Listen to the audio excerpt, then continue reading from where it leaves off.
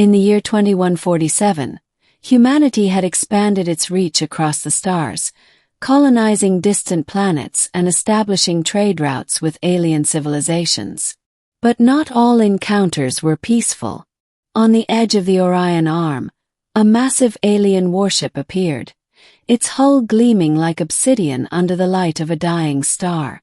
The ship belonged to the Kral'thor, a race of colossal beings known for their brute strength and insatiable hunger for conquest. Standing at over 30 feet tall, the Kral'thor were feared across the galaxy. Their leader, Gorrath the Unyielding, had declared Earth his next target. On Earth, the United Planetary Defense Council, UPDC, scrambled to prepare for the inevitable invasion. But among the chaos, one man stood out: Captain Elias Voss, a decorated pilot and strategist known for his unorthodox methods. At 5 feet 8 inches, Elias was unremarkable in stature, but his mind was a weapon sharper than any blade. When the UPDC called for volunteers to confront Gorrath, Elias stepped forward. "You're kidding, right?" General Hargrove barked, his face red with disbelief. "You want to face Gorrath? He'll crush you like a bug." Elias smirked. "Size isn't everything, General. Let me try." Reluctantly, the UPDC agreed. Elias was given a small, agile spacecraft and a team of engineers to modify it for the mission.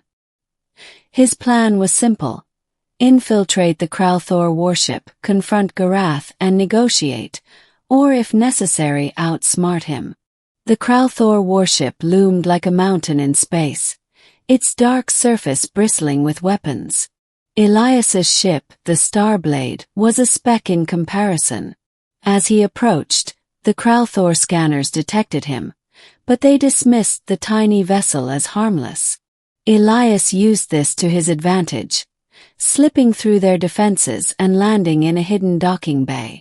Inside, the ship was a labyrinth of towering corridors and alien machinery. Elias activated his holographic disguise, projecting the image of a Kral'thor soldier. The ruse worked long enough for him to reach the command center, where Gorrath sat on a throne of blackened steel. Gorrath was even more imposing in person. His massive frame was covered in armor that seemed to absorb light, and his eyes glowed like molten lava. When Elias deactivated his disguise, the giant alien roared with laughter. "A human! Here to challenge me." Gorrath's voice shook the room. "You are nothing but an insect." Elias stood his ground, his heart pounding but his voice steady. "I'm here to talk, Gorrath. You don't have to do this. War will only bring destruction to both our peoples."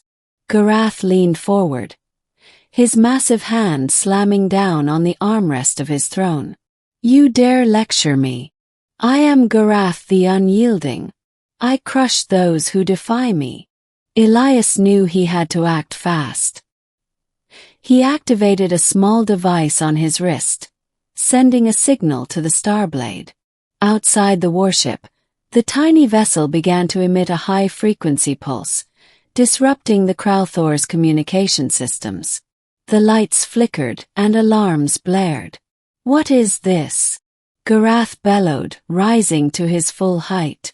"A distraction," Elias said, pulling a small orb from his belt. He threw it at Gorrath's feet, and it exploded into a cloud of nanites, microscopic robots designed to disable technology. The nanites swarmed over Gorrath's armor, short-circuiting its systems and rendering it useless. Gorrath roared in fury, swinging his massive fists at Elias.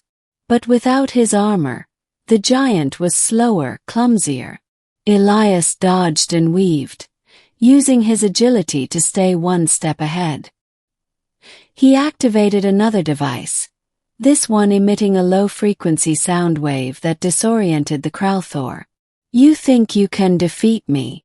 Gorrath snarled, stumbling as the sound wave affected his balance. I don't have to defeat you, Elias said, panting. I just have to outthink you. With a final burst of energy, Elias leaped onto a control panel and input a command. The warship's gravity generators overloaded, creating a localized field that pinned Gorrath to the floor. The giant struggled, but the force was too strong. Elias approached cautiously, holding up a small device. This is a quantum destabilizer. One press, and your ship's core will collapse. I don't want to use it, but I will if you force me. Gorrath glared at him, his chest heaving with rage. But then, to Elias's surprise, the giant began to laugh, a deep, rumbling sound that filled the room. You are brave, human, Gorrath said. Braver than any I have faced. Perhaps there is more to your kind than I thought. Elias lowered the device. Then call off your fleet. Let's end this before it's too late. Gorrath hesitated, then nodded. Very well. I will withdraw my forces. But know this, human, you have earned my respect. Do not waste it. Elias returned to Earth a hero. The Kral'thor fleet retreated, and a fragile peace was established. In the years that followed, Elias became a symbol of humanity's resilience and ingenuity. He proved that even the smallest among us could stand against the mightiest of foes, not through brute strength, but through courage, intelligence, and determination. And as for Gorrath, the giant alien kept his word. He never attacked Earth again, and some say he even spoke of Elias with a hint of admiration. For in the end, size wasn't everything. It was the size of one's spirit that truly mattered. Epilogue. Years later, Elias retired to a quiet life on a distant colony world. One day, as he watched the stars from his porch, a massive shadow passed overhead. He looked up to see a Kral'thor shuttle descending. Gorrath stepped out, his armor gleaming in the sunlight. Elias Voss, the giant said, his voice softer than before. I have come to thank you. Elias smiled. For what? For showing me that strength is not always measured in size. You changed my perspective, human. And for that, I am grateful. The two stood in silence for a moment, the vastness of the universe stretching out before them. In that moment they were not enemies, not giants or insects, just two beings united by the bonds of respect and understanding. And so, the human who dared to challenge a giant alien proved that even in the face of overwhelming odds, courage and wit could triumph. Size wasn't everything, and sometimes the smallest among us could achieve the greatest victories.